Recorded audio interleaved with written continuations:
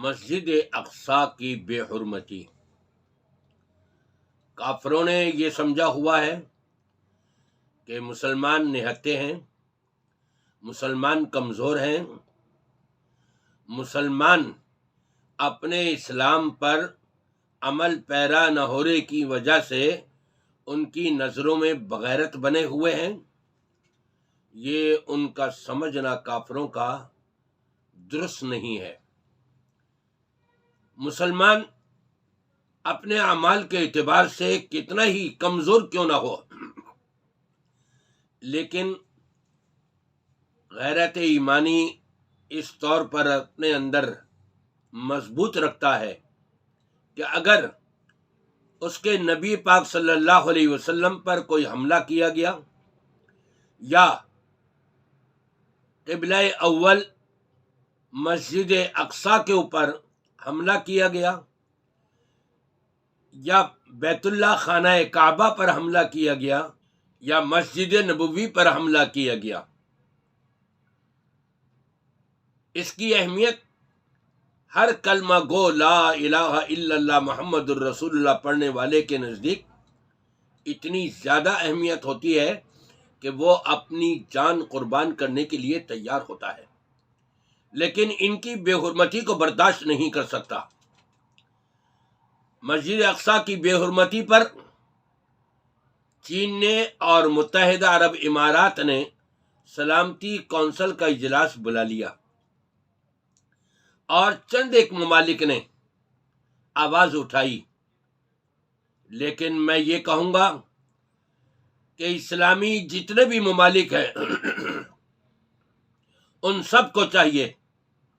کہ بھرپور طریقے سے آواز بلند کریں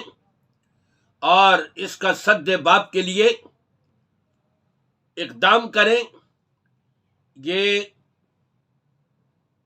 یہودیوں کا، اسرائیلیوں کا وزیر جو جوتی سمیت بیت المقدس کے اندر داخل ہوا ہے، اس نے نہ یہ صرف کہ بیت المقدس کی بے حرمتی کی ہے بلکہ اس نے عالم اسلام کے مسلمانوں کو للکارا ہے،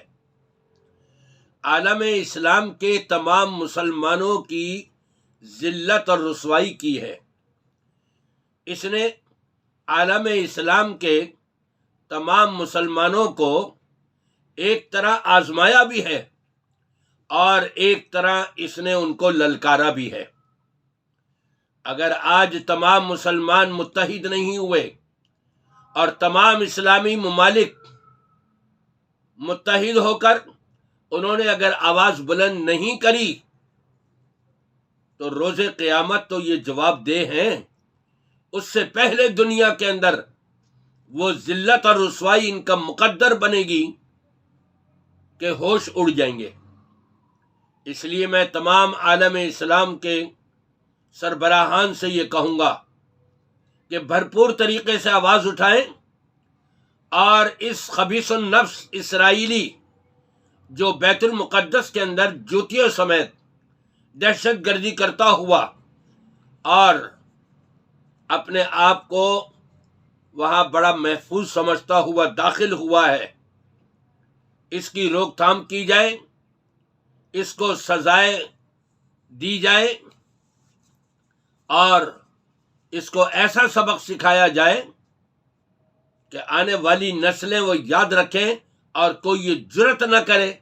کہ بیت المقدس کی طرف، بیت اللہ خانہ کعبہ کی طرف، مسجد نبوی کی طرف یہ ٹیڑھی نگاہ سے بھی وہاں دیکھیں، اس قسم کی بھی جرت نہ کر سکیں۔ لہذا عالم اسلام کو چاہیے اور تمام مسلمانوں کو چاہیے، اور میں پاکستان کے علماء کو کہوں گا جو سوئے ہوئے ہیں، جو یہ خبر سننے کے باوجود اپنی آوازیں بلند نہیں کر رہے اور خاموش تماشائی بیٹھے ہوئے ہیں، میں ان سب علماء سے کہوں گا